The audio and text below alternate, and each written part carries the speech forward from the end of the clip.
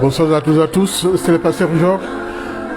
Je suis très content de nous retrouver en ce mercredi autour de la parole de Dieu. Nous sommes le 7 juin. Ça avance, hein, ça va vite. Donc bientôt l'été, pour ceux qui sont en Europe, il commence à faire chaud, il fait très beau. Vous voyez, je n'ai même pas mis la lumière, donc pour dire tout simplement, on peut remercier le Seigneur pour tous ses bienfaits. En tant que créateur, nous pouvons juste nous réjouir en sa présence. Comme je l'ai annoncé aussi, notre thème de ce soir, c'est bien Dieu exauce la prière. C'est vrai que Dieu n'est pas un Dieu sourd, qui n'entend pas, qui n'est pas à l'œuvre. Notre Dieu, c'est celui qui entend, qui écoute et qui répond. Donc, nous verrons au travers de ce sujet, je prendrai quelques exemples. Et nous nous appuierons, nous ne racontons pas des choses, nous allons nous appuyer sur la parole de Dieu avec des passages bibliques pour mieux comprendre notre thème de ce soir. Mais avant toute chose, je vous invite à la prière. Éternel notre Dieu, nous te sommes reconnaissants parce que tu nous as préservés et gardés depuis le mercredi dernier, en ce mercredi 7 juin. Papa, nous te disons tout simplement merci. Te rendons grâce pour tout tes bienfaits dans la vie de tout un chacun. Et en même temps, Seigneur notre Dieu, c'est toi qui es le seul garant de notre vie. Papa, beaucoup sont ceux qui ne sont plus des nôtres et tu les as appelés. Il y en a aussi qui sont en train d'agonir en ce moment. Seigneur, toi, tu nous prêtes le souffle de vie et tu nous donnes la force de tenir malgré les épreuves. Et nous savons tout simplement que si, comme la parole de Dieu dit, si Dieu est pour nous, qui sera contre nous? Nous avons à lutter, par exemple, au travers des épreuves, mais nous sortons toujours vainqueurs parce que celui qui est en nous est plus fort que celui qui est dans ce monde. Donc nous pouvons tout simplement être reconnaissants à notre Dieu par rapport à son soutien, par rapport à la main tendue, par rapport aux choses qu'il fait dans la vie de tout un chacun. Nous pouvons nous réjouir aussi de nos parents, nous pouvons nous réjouir de nos femmes, de nos maris, de toute la famille, la grande famille que nous pouvons former, votre famille restreinte. Et nous pouvons nous réjouir tout simplement parce que Dieu est au contrôle de toutes choses dans la vie de tout un chacun. C'est pour cela il dit, recommande ton sort à l'Éternel. Ce soir, nous voulons nous recommander individuellement à notre Dieu, tout en sachant que sans Dieu, nous sommes vraiment rien. Nous ne pouvons rien faire. Et je vous invite tout simplement d'être attentifs. Que Dieu puisse parler à quelqu'un au travers de ces exemples que nous allons voir ce soir. La prière, Dieu n'exauce pas que les uns, oubliant les autres. Dieu exauce tout le monde. Et en son temps, dans sa souveraineté, Dieu est capable de faire au-delà de notre espérance. C'est pour cela que nous nous abandonnons à lui et demandons la présence du Saint-Esprit qui nous conduise du début jusqu'à la fin de cette ère que nous consacrons à la parole, à l'étude de la parole de Dieu. Que Dieu nous bénisse, que Dieu soit au contrôle de toutes choses, que Dieu prenne en charge tout un chacun et vous visite là où vous êtes, qui vous accorde sa grâce et qui pourvoit à vos besoins. Je ne sais pas lesquels, mais tout simplement Dieu le sait. C'est pour cela que je nous invite que nous soyons attentifs à la prière, à l'exhortation et en même temps à ce que le Saint-Esprit va nous mettre à cœur. Nous nous abandonnons tout simplement à lui, qui prenne le contrôle de toutes choses, le contenu de tout ce qui sera dit ce soir. Que Dieu vous bénisse abondamment, vous et votre environnement, au nom de Jésus-Christ de Nazareth. Voilà, mes frères et sœurs, nous sommes arrivés à un moment vraiment crucial, un moment que nous n'avons plus besoin de perdre beaucoup de temps dans les discussions. Nous allons tout simplement écouter ce que Dieu garde, ce que Dieu veut pour chacun de nous. Nous voulons tout simplement, mes frères et sœurs, être à l'écoute de la parole de Dieu. La parole de Dieu, c'est tout simplement comme la parole, comme il est écrit, c'est la lampe sous nos pieds, celle qui éclaire la vie de tout un chacun. Donc, réjouissons-nous tout simplement en Dieu et remettons-nous entre ses mains. Je suis en train de chercher quelque chose, c'est pour cela, vous voyez, pour mieux appréhender et en même temps mettre la chanson que j'aimerais partager avec vous ce soir. Et j'aime bien commencer avec la musique. Donc, je veux tout simplement, tu es plus grand. Allez, on va repartir avec Cool Matopé de la semaine dernière. J'aimerais bien écouter ça.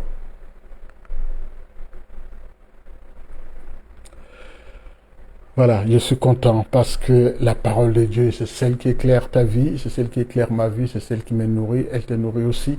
Nous pouvons nous réjouir en présence de notre Dieu, que Dieu nous bénisse. Cool Matopé, danger des morts.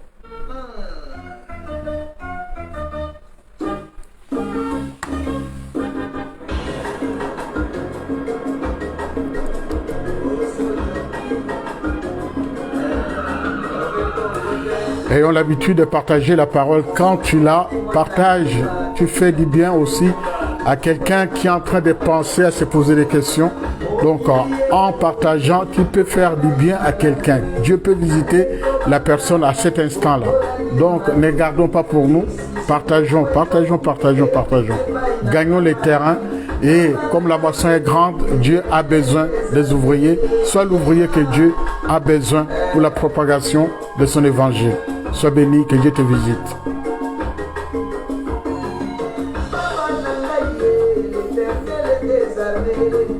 Le Tout-Puissant, il est le feu dévorant.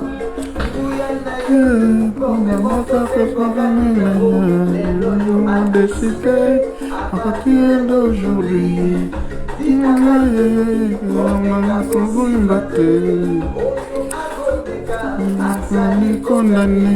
Condamné à mort, la peine est capitale. Mawa, danger de moi, Yesu. Danger de moi, comme Gako Simbateo. Danger de moi.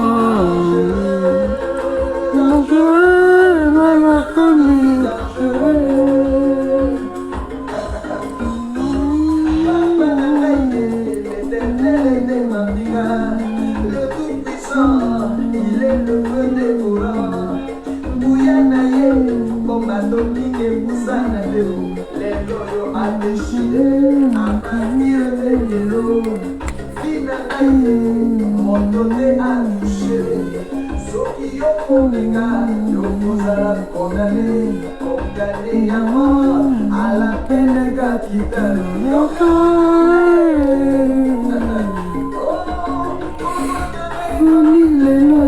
Danger de moi, Yesu. Danger de moi. Comme Kakosila. Danger de moi.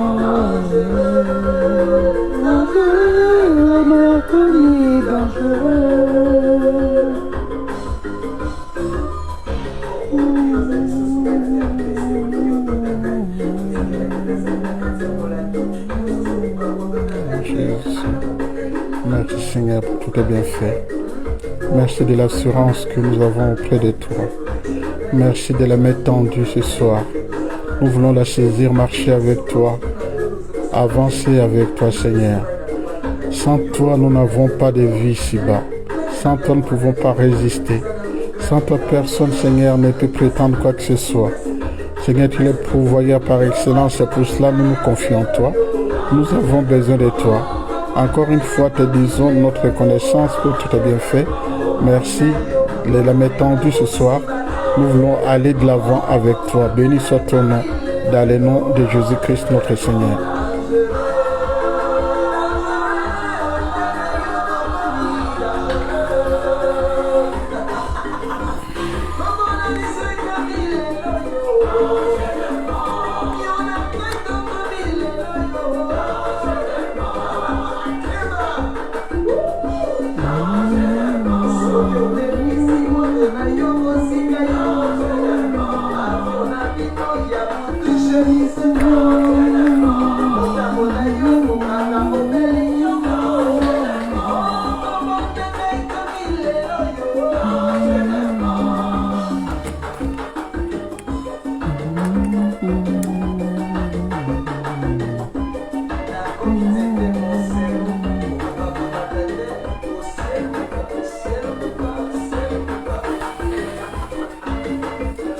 Voilà, c'est ici qu'on va commencer notre étude de ce soir, parce qu'il y a beaucoup de choses à faire et beaucoup de lectures.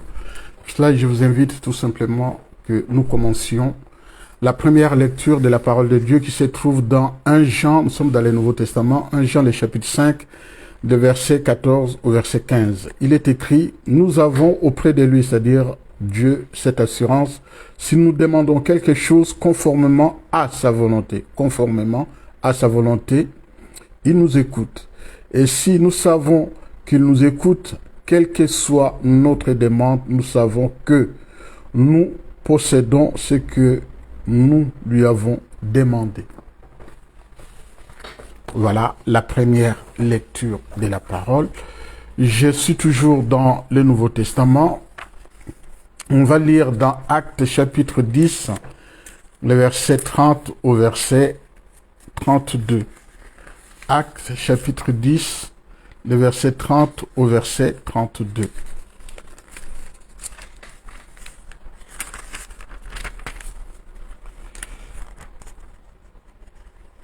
Donc, Actes chapitre 10, le verset 30 au verset 32. Alors, il est écrit, donc c'est la prière de Corneille. Corneille répondant, c'est la prière de Corneille qui a prié, il dit, Corneille répondit, il y a 3 jours, je jeûnais jusqu'à cette heure-ci et je priais dans ma maison. Mais à 3 heures de l'après-midi, un homme vêtu aux vêtements resplendissants s'est alors présenté devant moi et a dit, Corneille, ta prière a été exaucée et Dieu s'est souvenu des dons que tu as faits. On va dans l'Ancien Testament. Là, ça va être un peu plus long. Dans Genèse, le chapitre 19, je vais pour que nous puissions comprendre comment Dieu a exaucé les prières. Je prends plusieurs passages comme ça. Après, je vais les commenter les uns les autres. Dans Genèse, le chapitre 19, ici, on va lire, normalement le chapitre 18 plutôt, on va lire juste quelques passages et puis après j'irai les plus importants ici au chapitre 19, le verset 29. Je vais lire à partir du verset, le chapitre 18, je vais lire à partir du verset 16.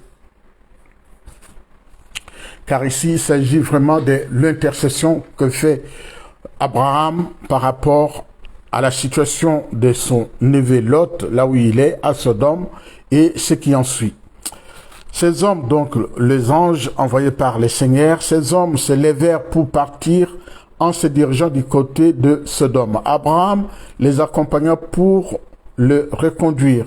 Alors l'Éternel dit, cacherai-je à Abraham ce que je vais faire? Abraham deviendra une nation grande et puissante, et toutes les nations de la terre seront bénies en lui. En effet, je l'ai choisi afin qu'il ordonne à ses fils et à sa famille après lui de garder la voie de l'Éternel en pratiquant la droiture et la justice. Ainsi, l'Éternel accomplira en faveur d'Abraham les promesses qu'il lui avait faites. Et l'Éternel dit, les cris contre Sodome et Gomorrhe a augmenté et le péché est énorme. C'est pourquoi je vais descendre et je verrai s'ils ont agi entièrement d'après les bruits venus jusqu'à moi. Si ce n'est pas le cas, je les saurai. Les hommes s'éloignèrent et allèrent vers Sodome, mais Abraham s'étint encore devant l'Éternel. Abraham s'approcha et dit, supprimeras-tu vraiment les justes après les méchants?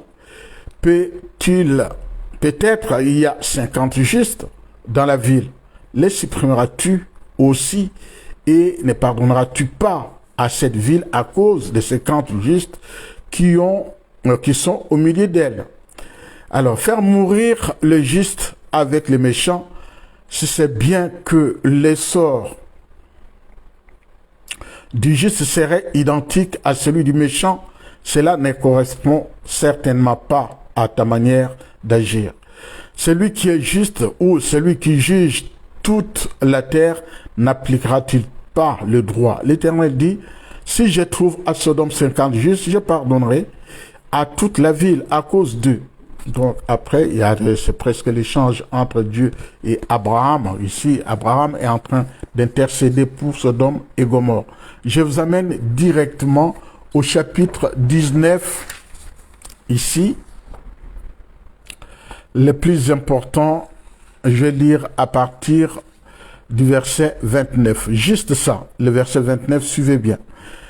Lorsque Dieu détruisit les villes de la plaine, et se souvint d'Abraham.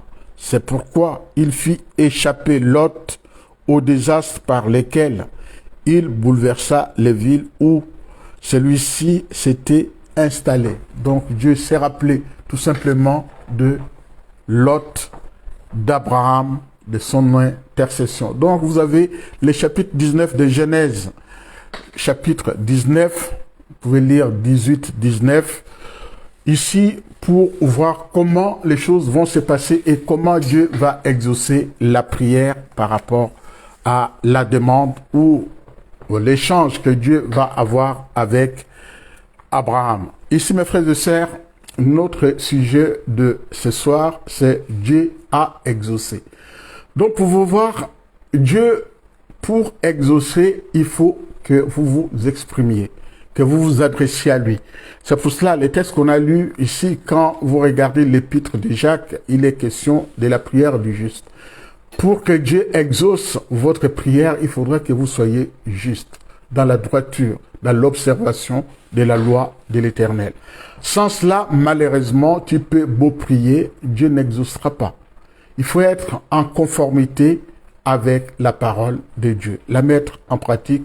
C'est à partir de là que Dieu va exaucer. Ici, les textes qu'on vient de lire ici dans Genèse, le chapitre 18, on voit comment Dieu se rappelle tout simplement, le chapitre 19, 29, comment Dieu se rappelle après avoir, ou quand il va faire le mal à ces villes pécheresses, Dieu se souvient de Abraham. Pourquoi Abraham? C'est parce qu'on dit Dieu avait conclu une alliance avec Abraham. En concluant cette alliance, et Abraham, dans Sodome, dans ces villes-là pécheresses, il y a son neveu avec toute sa famille et tout ce qui est son environnement. Abraham ne veut pas avoir les regrets puisque Lot l'avait accompagné tout au long du chemin en quittant Our pour aller vers la terre que Dieu avait promis à Abraham. Donc Abraham se souvient tout simplement de son neveu. Comment mon neveu peut-il, vraiment avec sa famille, son environnement, disparaître avec ces gens-là? C'est pour cela il y a ce que moi j'appelle l'intercession ou le marchandage entre Dieu et Abraham en disant, s'il y a 50 justes, est-ce que tu vas détruire les 50 justes avec le méchant? Ouais. Comment Abraham négocie avec le Seigneur? Et Dieu a écouté, c'est pour cela il va épargner, il dit j'épargnerai, voilà les 50 personnes. Et la vie d'un pécheur, c'est lui qui ne se répand pas. Malheureusement, Dieu n'écoutera pas sa prière, en même temps il ne pourra pas exaucer. Alors si il y a cette fois-ci vraiment la destruction de la ville, les méchants périront et les justes seront sauvés, à l'exemple de l'échange que Abraham a eu avec Dieu. Ici, je vais quitter Abraham, Je vous ai dit, je vais prendre plusieurs passages comme ça sans aller plus loin, mais comprenez vraiment l'essence de ce que je vais dire ce soir dans l'exaucement de la prière qui est faite dans la Bible. Ici, je vais prendre les textes qui se trouvent dans 1 Samuel. Donc, quand je parle de Samuel, vous comprenez déjà de quoi il s'agit. Donc, il s'agit ici tout simplement de cette femme que vous connaissez très bien, qui s'appelle Anne. Anne était mariée à Elkana. Elkana avait 2 femmes. Donc, avec ces 2 femmes, il y a Pénina, qui a 2 enfants. Anne n'en a pas. Et Anne est devenue un sujet de moquerie vis-à-vis de sa rivale. Et maintenant, moi je dis tout simplement, Anne, c'est la vie de prière. Vous voyez, face à un défi, face à un problème qui se dessine, qui se présente devant toi, il n'y a qu'un seul recours. Si ce n'est que de tourner ton regard vers le Seigneur et lui exposer ton problème. Et c'est le seul qui va répondre positivement à ta prière. Il n'y en a pas 1000. Il n'y en aura pas 1000. Il n'y aura qu'une seule personne qui pourra exaucer ta prière. Ici, face aux demandes, face aux choses de la terre, des choses humaines qui nous arrivent, on peut avoir des soutiens de nos familles, des amis, des frères, mais cela n'est que temporel, ça ne dure pas longtemps. Et en même temps, la personne qui va venir à ton aide peut te faire chanter aussi. Sans moi, si je ne l'avais pas fait, vous voyez, mais Dieu ne le fera pas. Dieu ne veut pas te rappeler tout simplement, sans moi tu n'aurais pas pu, ou sans moi tu n'aurais pas eu. Non. Dieu, quand il fait, il sait pourquoi il est fait. Et quand il répond, il répond. Ici, la vie de Anne était vraiment un exemple à suivre. Malgré sa tristesse, bien entendu, parce que sa rivale s'est moquée d'elle et son mari était là en tant que consolateur, en tant que soutien, c'est tout à fait normal puisque c'était son ami. Voir son mari et ami en même temps, si vous voulez, et voir sa femme vraiment dans la désolation, dans la tristesse, c'est là où le mari doit jouer son rôle. Donc, quand nous lisons bien la première de Samuel, nous allons voir comment Elkana pouvait bien prendre soin de sa femme Anne en lui remettant pour les sacrifices l'Holocauste. Il lui offrait, il lui donnait toujours le double portion, le double, pour apaiser son cœur. Mais tellement qu'elle allait là-bas, à Silo, pour aller prier, elle avait besoin de quelque chose. Mais cette fois-ci, c'est là où elle s'est dit, maintenant, à force d'y aller, Dieu n'exauce pas, mais cette fois-ci, je vais vraiment lui exposer les fonds de mes pensées, de ce qui est au fond de moi. Il faut qu'aujourd'hui ça sorte. C'est pour cela quand nous regardons sa prière, la prière de Anne, je vous encourage, si vous n'avez pas eu le temps, parce qu'on n'aura pas le temps de tout lire. C'est du verset 9, 1 Samuel chapitre 1, du verset 9 jusqu'au verset 20. Donc, quand vous regardez comment Anne va s'adresser à Dieu, et en présence du sacrificateur Élie qui est là, qui voit que cette femme, vraiment, elle est ivre, ne comprenant pas ce qui est en train de se passer par rapport à cette femme. Pourquoi elle insiste tellement? Nous voyons dans des circonstances, dans des choses qui nous arrivent des fois, à un moment donné, il faut tout laisser tomber et puis se concentrer sur l'essentiel. S'adresser à ton Dieu. Lui dire tout simplement, pourquoi je n'arrive pas? Anne a dû ressentir cela. Et les questions qu'on s'est posées par rapport à sa stérilité, est-ce que ça venait de ses parents, de sa famille, ou c'est elle-même qui avait péché? C'est pour cela Dieu ne lui donnait pas d'enfant. Être stérile dans l'Ancien Testament, c'est ce que je viens de dire. C'est-à-dire que tout le monde et beaucoup pensaient que ses parents ont du péché. C'est pour cela, ça, les péchés en question, ça répercute, ça perpétue sur leur fille. Et c'est pour cela, elle ne peut pas avoir d'enfant. Et en même temps, on dit, non, si ce n'est pas ses parents, c'est elle-même qui s'est embourbée dans des choses, dans des situations dans lesquelles elle ne peut pas s'en sortir. Et Dieu la punit par rapport à ces péchés-là. Mais ici, l'attitude que Anne a vis-à-vis de ce qui lui arrive, vis-à-vis de sa situation, Anne a voulu tout simplement recommander son sort à l'Éternel, comme le dit le psalmiste. Anne s'est donnée. Et ici, Anne veut dire tout simplement à Dieu ce qui est au fond d'elle. Elle a crié, elle n'en pouvait plus. Et cette fois-ci, je ne vais pas retourner encore comme ça, comme d'habitude. En retournant comme d'habitude, ça veut dire que l'année prochaine, je vais revenir encore pareil. Mais Seigneur, où es-tu? Qu'est-ce que tu fais? J'aimerais bien être exaucé par rapport à ma situation, par rapport à cette souffrance, par rapport à la moquerie, par rapport au mépris, par rapport à tout ce qui se passe autour de moi. Pourtant, j'ai un mari et je n'arrive pas à lui donner un enfant. Mais souvent, c'est ce que nous vivons aujourd'hui dans nos sociétés. Quelqu'un qui se marie, qui a une femme, qui a ou un mari, s'ils n'ont pas d'enfant, c'est les familles qui se mettent derrière.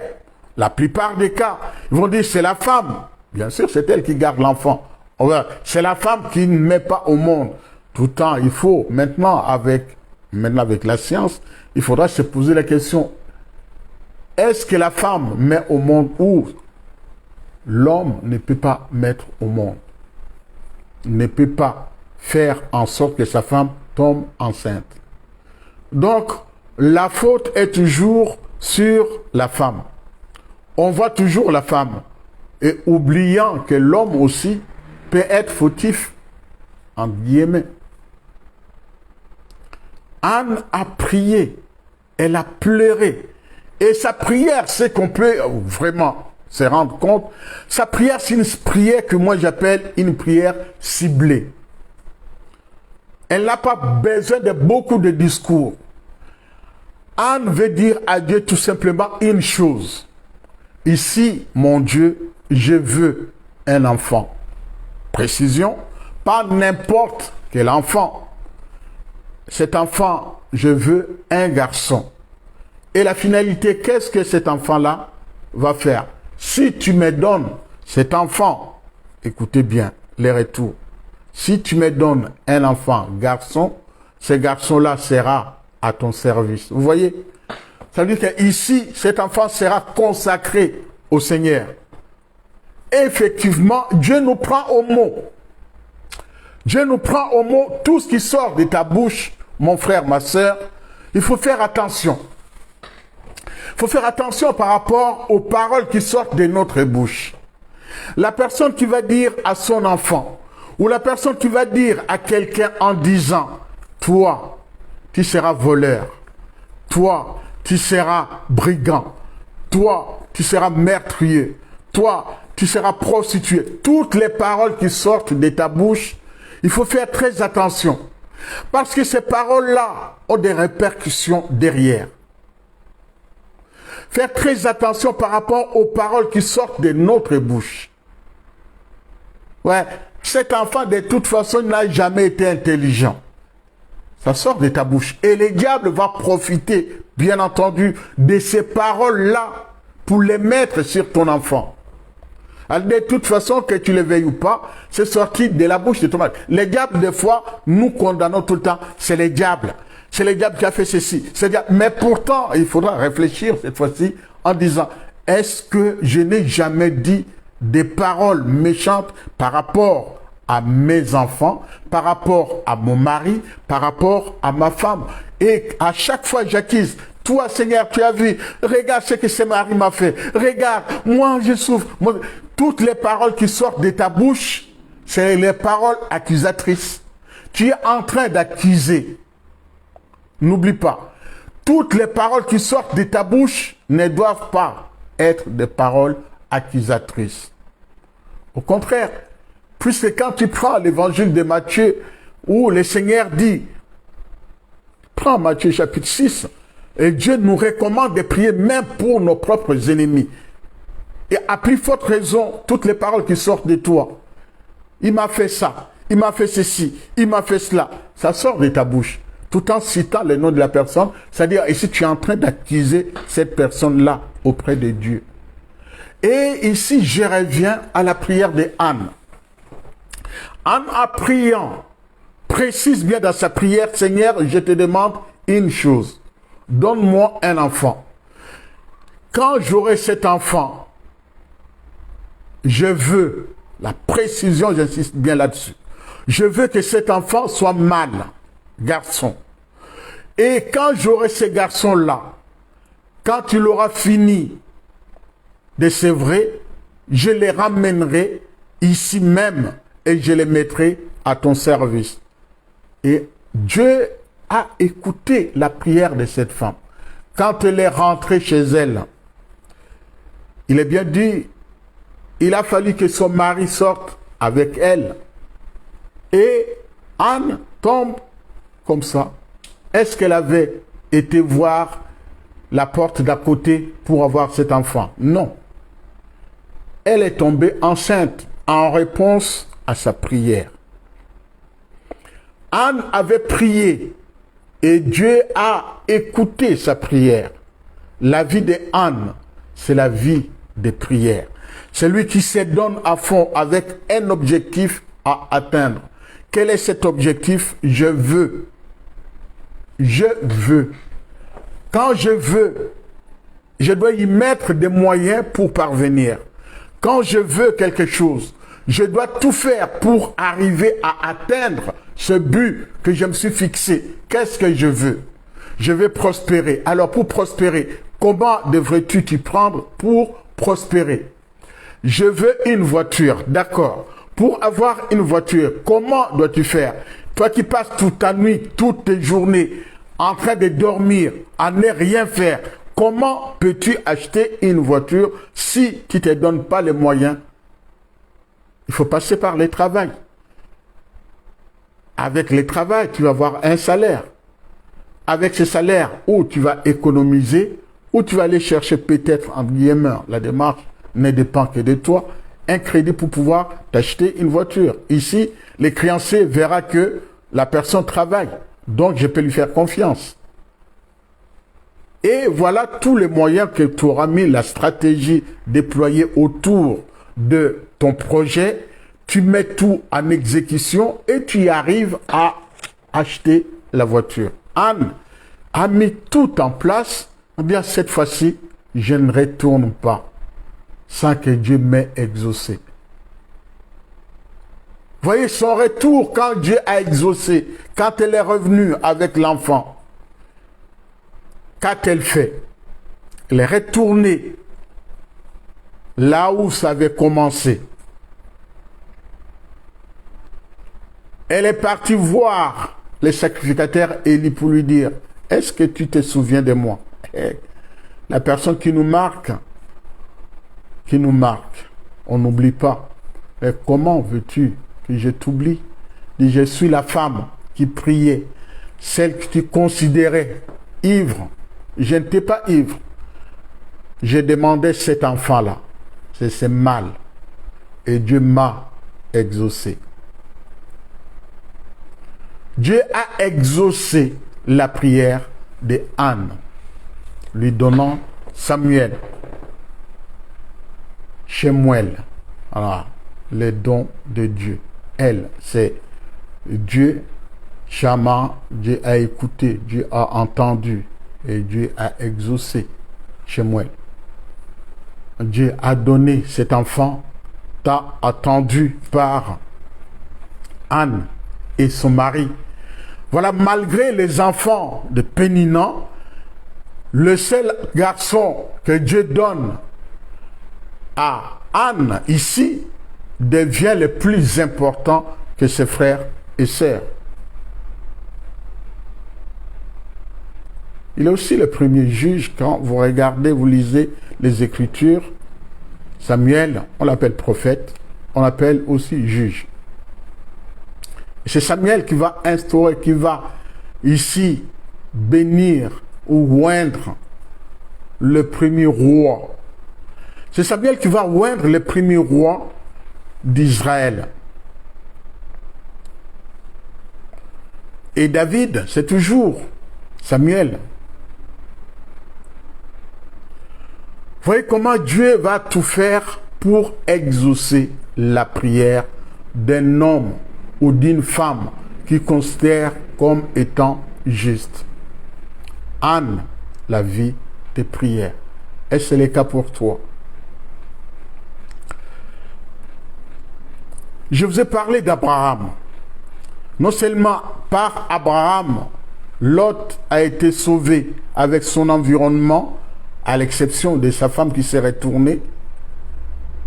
Et Dieu a fait autre chose au travers de la prière. En passant, les anges ont promis à Abraham qu'il aurait, avec sa femme Sarah, un enfant.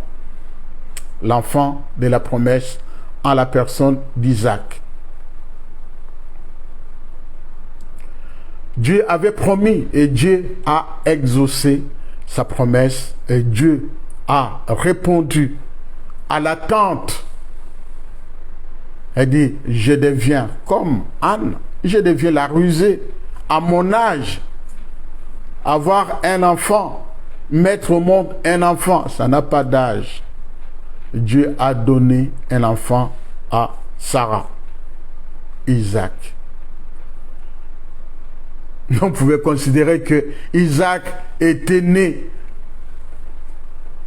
où Abraham était son grand-père. Voilà comment Dieu peut exaucer la prière des hommes justes. Le texte qu'on a lu tout à l'heure dans 1 Jean, le chapitre 5, à partir du verset 18, 19, 14 à 16, pardon, on a vu comment la personne qui s'adresse à Dieu et comment Dieu peut exaucer, peut répondre à la prière de ses enfants. J'évolue.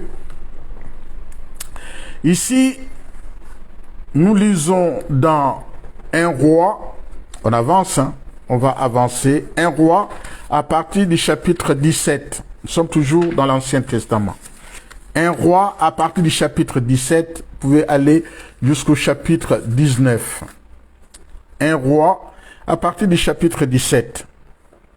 Ici, l'exemple que je vais vous donner aussi par rapport à l'exaucement de la prière, c'est l'exemple du prophète Élie. Il ne faut pas confondre les sacrificateurs Élie et les prophètes Élie. Qu'est-ce qui va les différencier? Les deux s'écrivent de la même manière, mais les prophètes Élie, ça se termine avec E à la fin. Les sacrificateurs Élie, c'est E-L-I. Les prophètes E-L-I-E. Bon, c'est ça la différence pour mieux comprendre. Vous différenciez plutôt. Ici, quand nous prenons ces textes de 1 Roi à partir du chapitre 17, on va nous présenter les prophètes Élie. Le prophète Élie est celui qui a été mal considéré par, à l'époque, c'était sous le règne d'Akab. Quand on parle d'Akab, on parle tout de suite de sa femme Jézabel. C'est en cette période-là que Jézabel avait pris le dessus sur son mari. Le mari était roi, mais ce n'est pas vraiment lui qui dirigeait, c'était sa femme. Jézabel, c'est elle qui commandait. Ici, Jézabel a fait périr les prophètes de Dieu. Et Élie va voir Akab, lui annonçant des choses venant de Dieu. Et c'est là aussi Élie dit, je suis resté le seul prophète de Dieu. Et à cette époque-là, Jézabel, elle, avait la même mise sur le royaume dont son mari était roi. C'est elle qui avait la main. C'est elle qui dirigeait. C'est elle qui commandait. Donc, ici, puisque c'est Jézabel qui est au-dessus, elle a imposé leur Dieu. C'est pour cela que Dieu ne voulait pas de mélange entre les enfants d'Israël et les enfants d'autres pays qui côtoyaient les Israélites.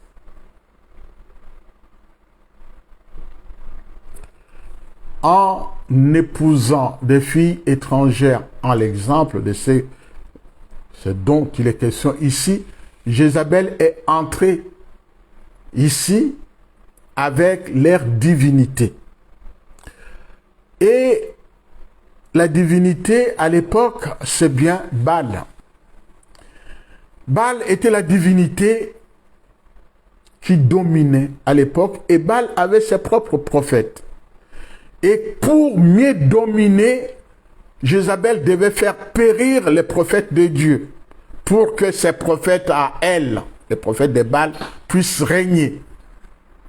Et la guerre a commencé entre Élie et les prophètes de Baal. L'apothéose, on va lire les textes bibliques cette fois-ci.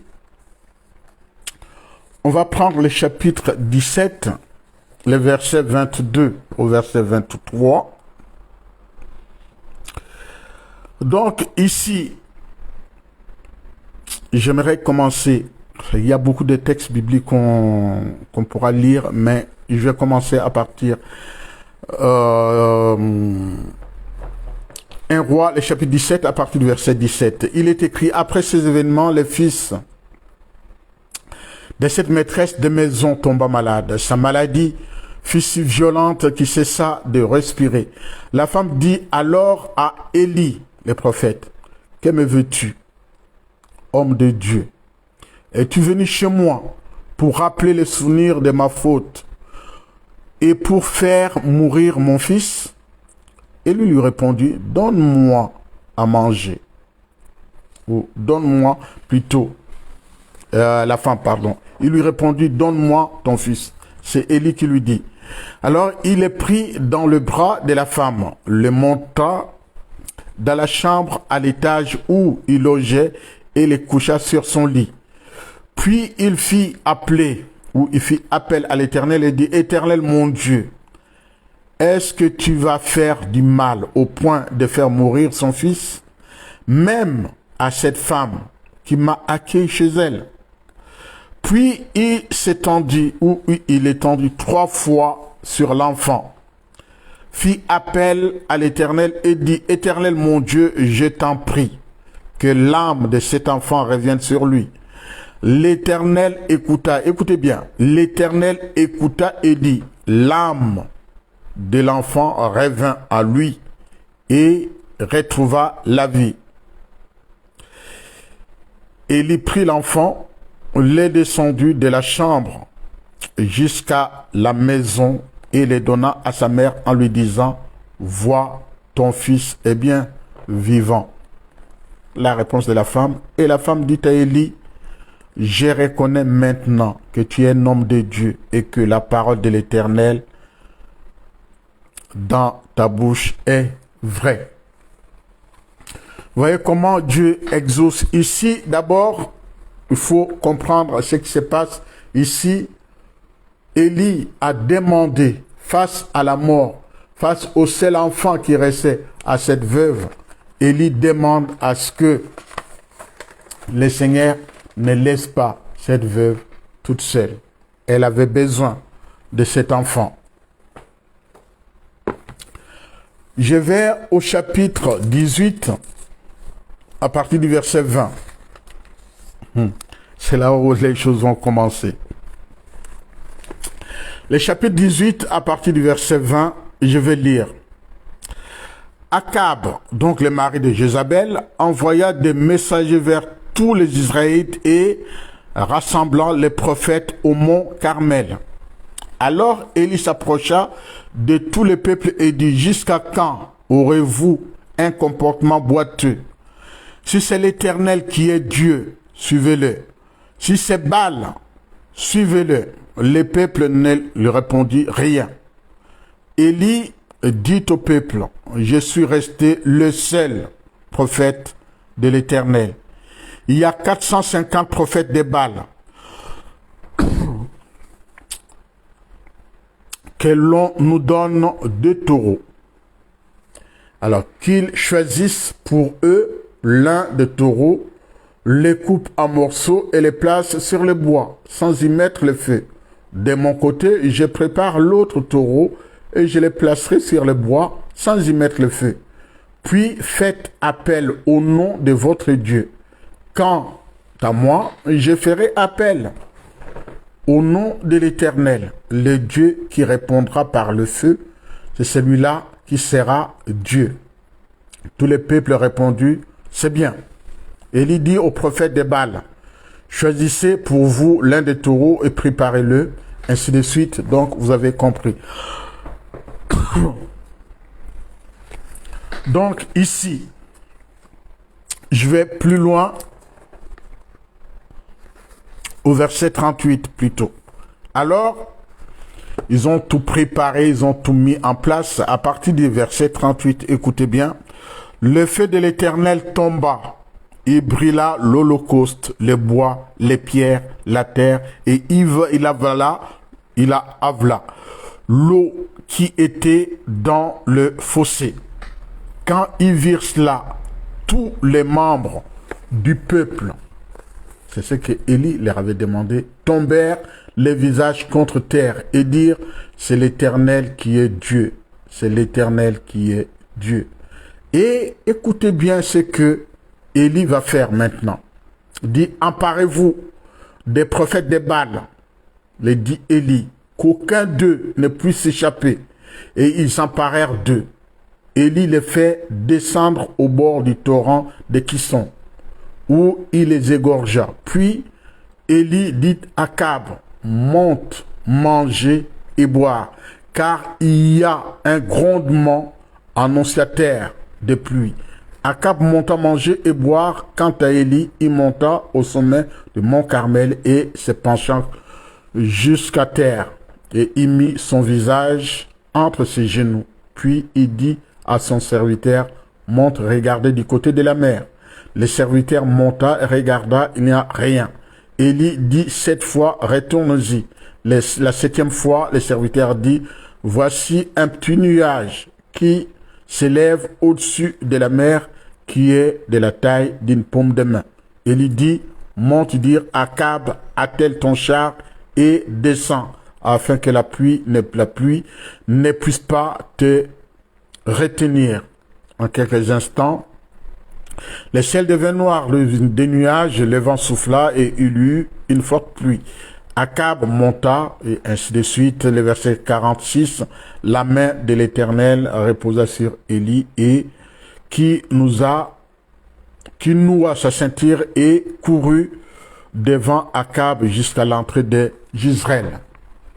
Donc ici, pouvez vous rendre compte vous-même de ce que Dieu, le vrai Dieu, comment il a répondu face aux ennemis, face à ceux qui s'attaquent à toi, face à ceux qui se dessinent devant toi. Voilà comment, face aux défis dans ta vie ou de ta vie, rappelle-toi de tous ces exemples que je viens de vous donner, de nous donner plutôt, je ne m'exclus pas. Ici, c'est encore plus grand, grandiose. Comment Dieu va confondre les faux dieux, les faux prophètes. Maintenant, on ne sait même pas qui est prophète, qui est qui, on ne sait même pas. Il y en a tellement de prophètes, des apôtres, j'en passe. Chacun choisit ce qu'il a envie de choisir. Mais ici, je vais tout simplement nous dire une chose. Face à tous ces problèmes, face aux difficultés, aux épreuves de ta vie, Mais maintenant, on regarde, réfléchit, prend un roi, les chapitres 18. Il y a les faux, il y a les vrais. Plaçons des taureaux, choisissez et invoquons le nom de Dieu. Pas la peine de mettre de feu. Invoquons le vrai Dieu. Arrosez même. On va invoquer le vrai Dieu. Et celui qui va consumer l'Holocauste, ça sera celui-là, le vrai Dieu. Et face aux difficultés de la vie, c'est là où j'invoque le nom du vrai Dieu, le Dieu d'Abraham, le Dieu d'Élie, le Dieu de Jésus-Christ. Celui qui n'a pas besoin de feu pour te délivrer. C'est lui qui dit juste un mot, la chose s'accomplit. Il faut expérimenter ces choses-là pour comprendre. C'est-à-dire, même quand les personnes disent, pour comprendre cette douleur qu'on a quand on perd quelqu'un, il faut passer par là pour mieux comprendre. Et comment ça fait mal. Et en même temps, pour comprendre comment Dieu peut intervenir en faveur de son serviteur, rappelez-vous ce qui s'est passé à Mont Carmel. Mont Carmel, c'est cette montagne de tous les défis. Choisissez, moi j'ai choisi. Invoquez, moi aussi j'invoque. Et le vrai Dieu, c'est celui qui répondra à la prière de son enfant.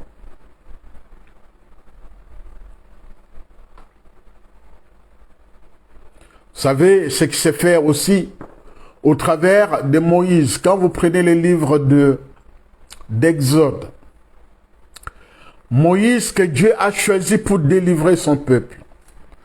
Et face à tous les défis, nous avons faim, Dieu leur donne à manger.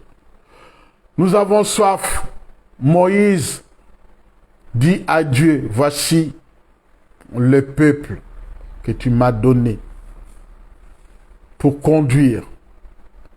Voilà, ils sont prêts à me lapider, à me tuer.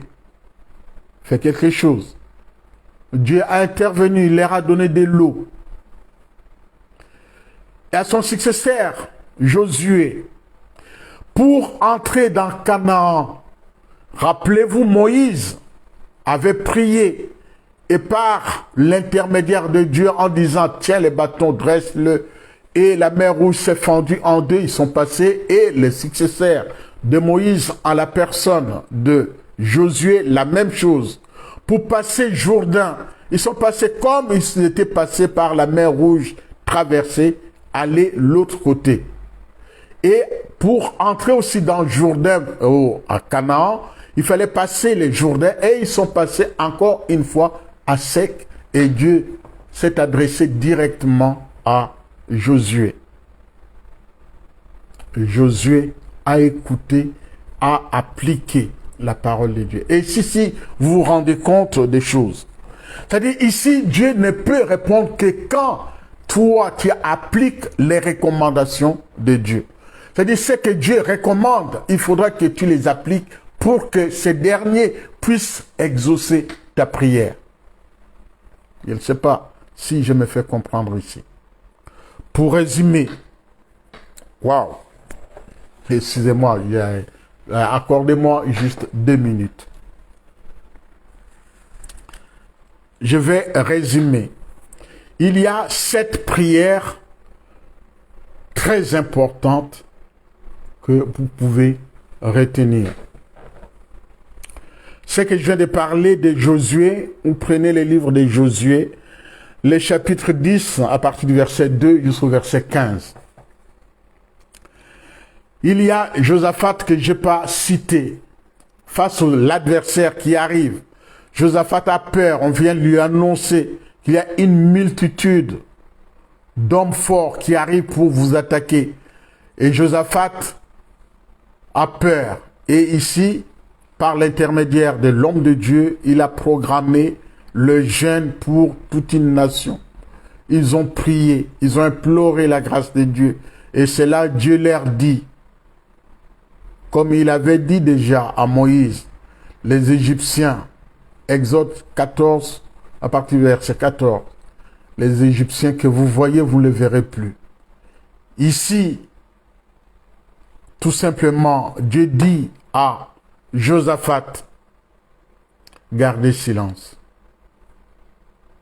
Ce n'est pas vous qui combattrez, mais moi, l'Éternel, qui combattrai à votre place. Des Chroniques, les chapitres 20 à partir du verset 3 au verset 22. La prière de Anne, que je vous ai dit dans la première de Samuel, 1 Samuel, le chapitre 1, les versets 9 à 10. On vient de parler d'Élie, de tout ce qu'il a fait. Ensuite, il y a la prière d'Élisée que je n'ai pas pu parler par manque de temps. Il y a la prière de Jaébet. Il y a aussi la prière de l'église primitive. Celle-là, par contre, je vais lire ici dans Actes, chapitre 3, chapitre 4, pardon. Actes, chapitre 4, le verset 23 au verset 31 pour finir.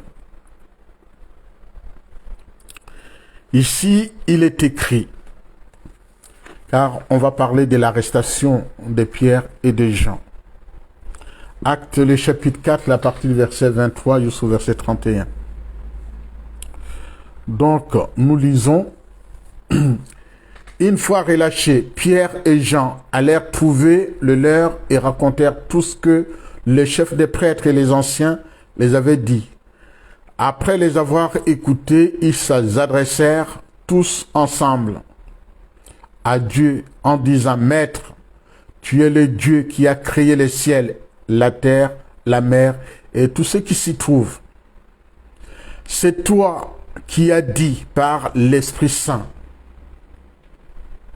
par la bouche de notre Père, ton serviteur David, pourquoi cette agitation parmi les nations et les préoccupations de pourvue d'essence parmi le peuple. Les rois de la terre se sont soulevés et les chefs se sont ligués ensemble contre le Seigneur et contre celui qui a désigné, que tu as désigné par onction. Il est bien vrai que Hérode et Ponce Pilate se sont liés dans cette ville avec les nations et le peuple d'Israël contre ton saint serviteur Jésus-Christ que tu y as consacré par onction. Ils ont accompli tout ce que ta nation et la volonté avaient décidé d'avance. Je continue, le verset 30. Déploie ta puissance pour qu'il se produise des guérisons, des signes miraculeux, des prodiges par le nom de ton serviteur Jésus-Christ. Quand ils eurent prié, l'endroit où ils étaient rassemblés trembla. Ils furent tous remplis du Saint-Esprit et ils annoncèrent la parole de Dieu avec assurance. Quand mon peuple s'humilie, cherche ma face, je vais les pardonner. J'exaucerai leurs prières et son pays sera délivré. Que Dieu vous bénisse. Que Dieu soit au contrôle de toutes choses. L'exaucement de la prière. Je vous ai donné les 7 prières importantes à mes yeux et je sais que Dieu va exaucer ta prière. C'est dont tu as besoin. C'est tout ce que tu as besoin si ce n'est que de te confier en l'Éternel. Et que ce Dieu-là puisse se rappeler tout simplement de toi, de ce que Dieu est capable de faire dans ta vie, il le fera. À condition que tu te confies en lui. Recommande ton sort en l'Éternel et il va te délivrer. Voilà tout ce que je voulais partager avec nous ce soir. Que ce Dieu-là se rappelle tout simplement de nous. On va écouter, malgré les épreuves de la vie, Dieu est avec nous et il va nous exhorter. Après ces chants, je vais prier.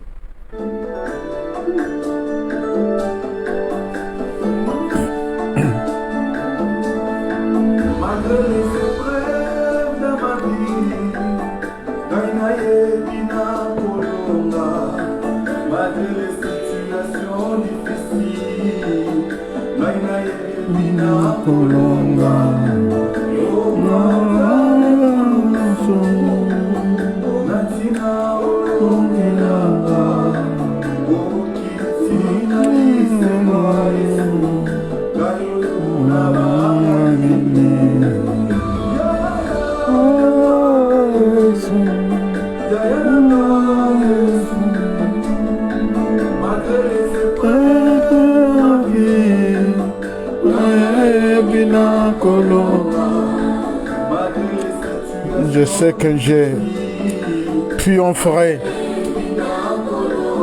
Malgré les épreuves, je triompherai. Que Dieu t'exauce ce soir. Papa, je vais tout simplement te remercier de nous avoir conduits, d'avoir fait en sorte que nous puissions vraiment être en contact avec toi. Merci d'avoir pris les choses en main. Merci de nous avoir exaucé de ton lieu céleste. Et en même temps, Seigneur, que tu vois un frère et une sœur ce soir par rapport à sa situation.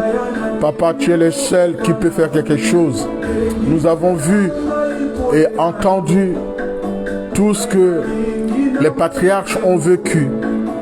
Et toute la prière faite par Pierre et Jean et les autres.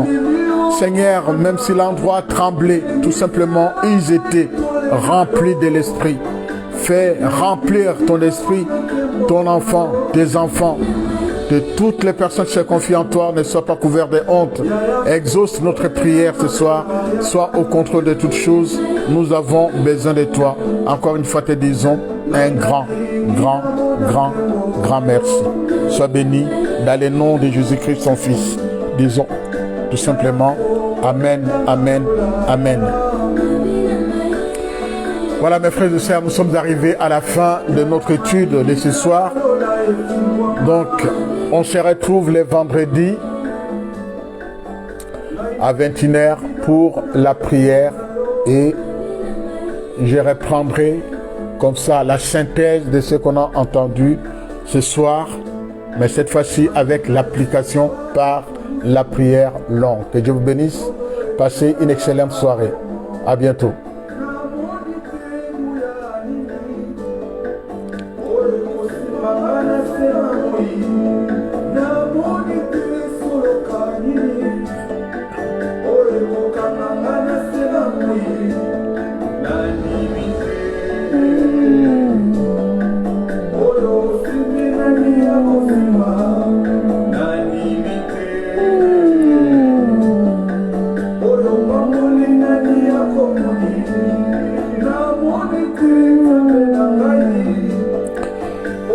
À vendredi, que Dieu vous bénisse. Saluez-vous les uns les autres, prenez des nouvelles des uns les autres, ça fait du bien. Voilà, faites du bien autour de vous en attendant que Dieu vous bénisse.